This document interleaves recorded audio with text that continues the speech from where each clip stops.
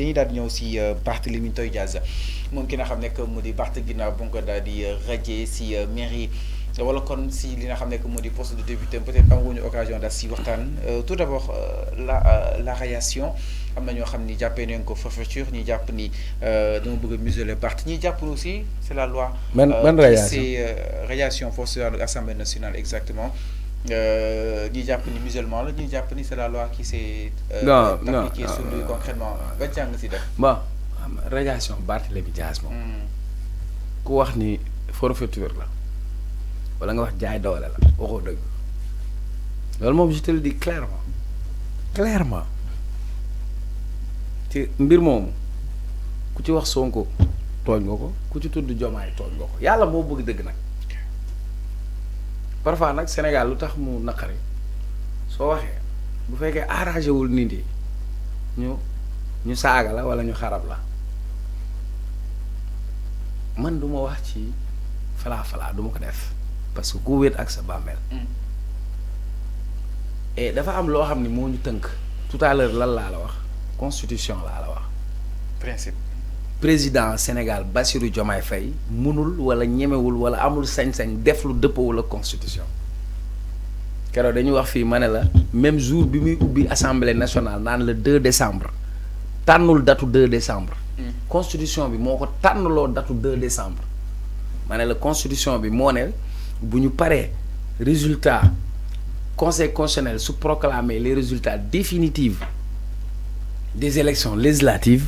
le président dafa war a jàpp deuxième altine bi ci topp mu coïncider 2 décembre kon Diomaye mu ngi def li constitution wax. Constitution au Sénégal moo ne article 61 de la constitution du Sénégal elle stipule que tout membre de l'Assemblée nationale qui est condamné définitivement, le ministère de la Justice saisit l'Assemblée nationale pour sa radiation. Clairement. Même article boobu moom la ñu indiwaat ci constitution wu li nga xamante ni mooy règlement intérieur bu Sénégal règlement intérieur bu Assemblée nationale article 51 dafa jëlaat li constitution bi wax ci article 61 daan ne képp koo xam ne député nga bu dee dañ laa daan définitivement ministre de la justice dafay bind bataaxal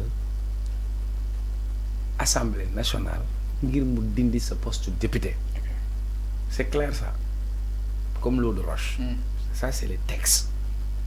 Et j'avais dit fii maa ngi yow fii ma ne sàmm sa kàddu à quoi il jouait bi ñu xamee ni Barth non seulement dañ ko condamné woon est-ce que candidature am mënoon na jàll ñu jël ko def ko candidat. foofu mu rëcc et après dinaa ñëw lu tax mu rëcc.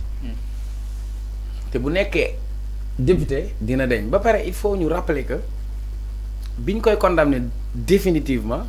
Aïssata Tall Sall moo nekkoon ministre de la justice mais il se trouve que dafa am conflit d'intérêt parce que Aïssata Tall Sall moo nekkoon avocat wu Barthélémy Dias bi ñu defee élection législative yi passé Aïssata Tall Sall moo waroon def liggéeyam bind assemblée mais defu ko terewul ministre de la justice bu ko defee c'est automatique donc là y a pas à poser un débat d'ailleurs am na keneen koo xam ni Pastef la bokk Abbas Fall dafa démissionné poste assemblée pour jël poste de ministère le sieur Ali Sy ñu ne il a été condamné définitivement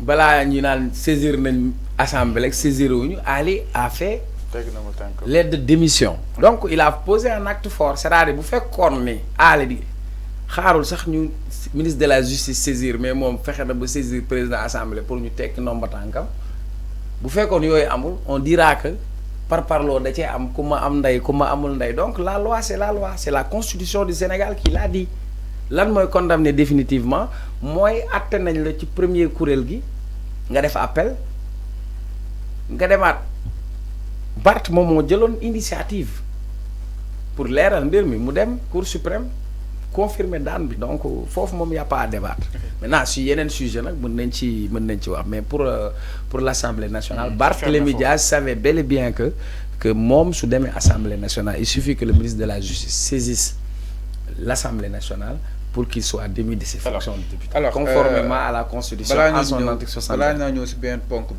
Nous restons toujours sur sa réaction. C'est ce qui avance que ni l'élégance vous aurez que ni Barth Batay nek député parce que étant donné que tay ñi ko wàccee démb ñoom la doon ànd si xeexam moo doon wii li nga xam ne que mu di tribunal en l'occurrence d'Ousmane Sonko peut-être am nañ si tudd Sonko doon sax yow jàpp nga ni Sonko ku si tudd tooñ ko naka na daal di jàppee société bi jàpp ni amul élégance. Oui mais non c'est-à-dire xam nga moi on peut parler d'autre chose.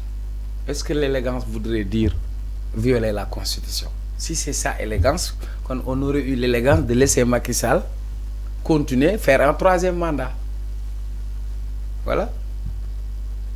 Su fekkee élégance mooy nañu violer li Constitution bi wax kon pourquoi amuñu élégance bàyyi Macky Sall mu def troisième mandat? Parce qu'on considère que c'était pas conforme à la Constitution.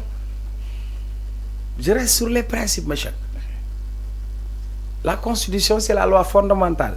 Elle dit en son article 61, tout député qui est condamné définitivement, sa radiation, ministre de la Justice, mon mot binde. Ministre de la Justice, beaucoup de foule, dafa def haute trahison. Parce que respectez-vous la Constitution. Point barre. Il n'y a pas à débattre sur ça. Donc, est-ce que ça, l'on le défend concrètement? Oui, Aïssata Tall Sall a manqué à son devoir républicain. Elle est ministre de la Justice, elle devrait saisir l'Assemblée nationale pour démettre Barthélémy Dias de ses fonctions de parlementaire. C'est la Constitution, monsieur. Okay. Alors, introduisons-nous de sa mairie de Dakar. Oui. Nous connaissons le Diouf Bodian, entre autres. Mais aujourd'hui, il y a des craintes partout autour de la de mairie de si la loi s'applique, Barth ne sera plus maire. Alors, monsieur Ahmed, est-ce que l'UNUMEL va impacter sa mairie? Bah, xam nga Sénégal dafa naqaree wax boo waxee bu arrangé gars yi ñu ne la yaa fi mën bu la arrangé ñu saaga la donc sur mes positions moi je suis un homme très libre et pour moi dans le débat il faut qu'on soit objectif. Comprendre chacun est libre d'interpréter en fonction de si sa bëgg-bëgg. Parce que malheureusement loi au Sénégal ku nekk si sa tolluwaay wala ci sa bëgg-bëgg nga koy defee. Je m'explique parce que xam naa lu nekk ci décentralisation parce que ci laay liggéey. nekk naa ci lu mot fukki at. fii loo fi gis dafa am lu ko tënk ci ay textes ginnaaw constitution dañu am ay lois yoo xam ni mbir mu nekk ñoom ñoo koy organiser. yéen a ngi wax code de la presse parce que code de la presse moom moo régir li nga xam ne moo jëm ci presse. dafa am lu ñuy wax code général des collectivités territoriales. moom moo régir le fonctionnement des mairies. donc lépp lu ñuy dox ci wàllu mairie. ci wàllu décentralisation. code général des collectivités territoriales moom moo koy réglé. dafa am benn article bu tudd article 235. 235 moo ne tout maire ou conseiller municipal qui est condamné pour crime sa révocation est de droit. xam nga tout à l'heure bi ma lay wax ci assemblée règlement intérieur dafa ne tout député qui est condamné waxul sa révocation est de droit dafa ne il faut ministre de la justice bind président assemblée mais fii c'est automatique tout maire ou tout conseiller municipal qui est condamné pour crime sa révocation est de droit. Maintenant Barthélémy Dias a été condamné pour délit et non pour crime. Je m'explique. liñ ko condamné woon ci justice dañ ne coup mortel ayant entraîné la mort loolu la ñuy wax qualification des faits requalification des faits donc faits yi ñu ko àtte wuñ ko pour crime mais dañ ko àtte pour délit. Le code général des collectivités territoriales en son article 135 stipule que tout maire ou conseiller municipal qui est condamné pour crime. Est-ce que Barth est condamné pour crime ou pour délit? Barth est condamné pour délit. Donc il échappe le code général des collectivités territoriales wax. Maintenant am na ñoo xam ne am nañ beneen hypothèse bokkul man ak suma hypothèse parce que moi je reste sur des principes. dañu ñëw ñu invoquer article 277 du code électoral. Je rappelle que code électoral li muy régler mooy la matière électorale. nan la ñuy voter la mooy élection nuñ ciy demee ku ca war a dem beneen question bi sax est-ce que code électoral après élection day régler bu ñu falee ba conseil installé parce que rappelez que Barth est maire depuis 3 ans gars yi bi ñuy lire article bi dafa am fu ñu ko yamale